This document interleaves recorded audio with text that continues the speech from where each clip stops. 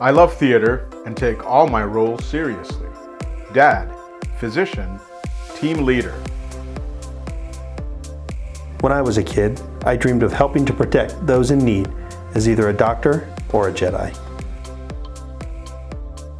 I'm a mom first, and that's why I treat our patients like family.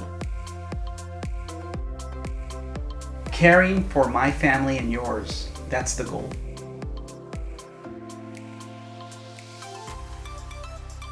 So outside the office, we're usually with these guys. We're outside hiking, biking, boating. The beach, Disneyland. Do you like Disneyland, Liam? At Walt Disney World. Oh, Walt Disney World. What have you said about being a dad? Do you feel like you're a better doctor now that you're a dad? Oh, absolutely. It gives me more patience with not just the kids, but with the parents and understanding their frustrations of taking care of very active children. We've got these guys that keep us energetic, so most of our stuff is outdoors. We camp, we RV, we boat. How did you do that? So we had the idea that, you know, we were gonna start a family and we wanted an RV so we could throw them in there, have a place that we could go all over.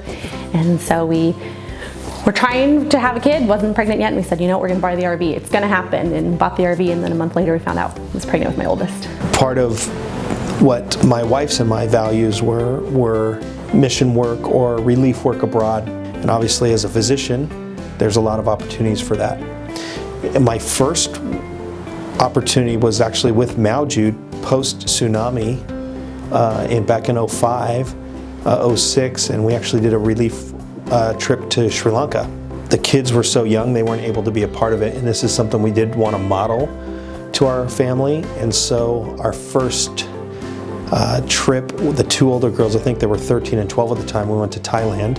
So probably the first time we went to Kenya with our second daughter, she was the only one available to go at the time, and just seeing her interact with the kids and just seeing her heart expand and getting to, you know, her to see what her dad does and impact it makes, and then 2 years later we got to do it with all of our kids. And did some work with orphans there and some relief work.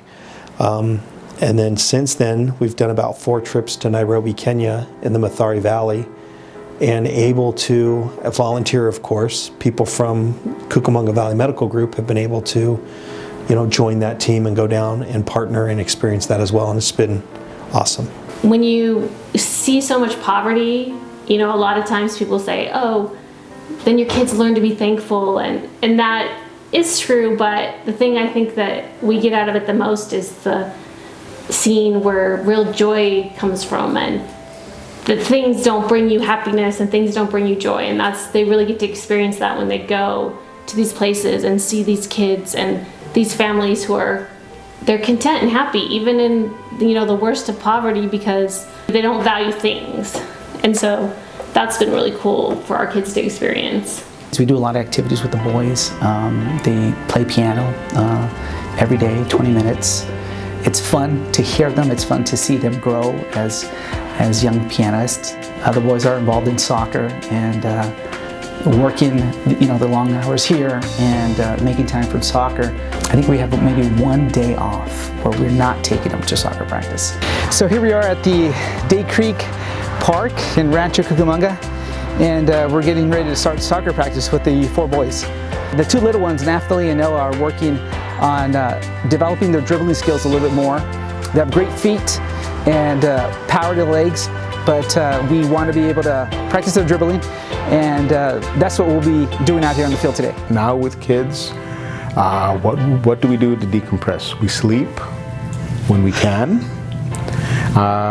We do still try to sneak in walks. Yeah, we do try to sneak in walks locally with the kids. A lot of it is actually, though, I have to be honest, and we catch ourselves doing this, is just being in awe of the wonder of our children and what they say and how they interact with each other and our family's interactions with each other. And that actually is something that helps us decompress.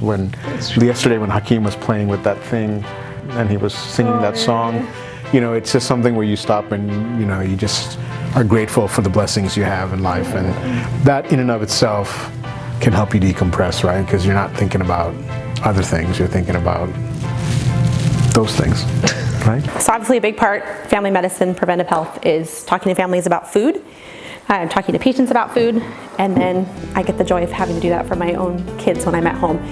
So we do a couple different things. We try to meal plan at the beginning of the week.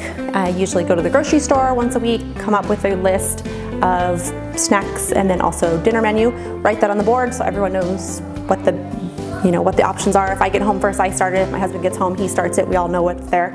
And then the fridge, my oldest is 6, so we started a couple years ago where we put options at the bottom of the fridge that my kids self-feed throughout the day, so they grab stuff. And so the goal was put stuff on the bottom of shelves that they could reach, make them healthier options so that throughout the day, whenever they get hungry, they can grab stuff.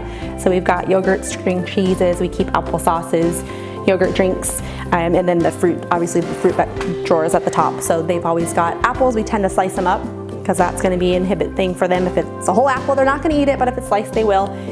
Watermelon, same thing. We got to slice everything up. So we keep it fresh in there, and then throughout the day, they'll come and grab stuff, and then hopefully it's giving them that idea to make healthy choices. We know that's lifelong. So if we can start it when they're young, then they're going to make better choices when they get older.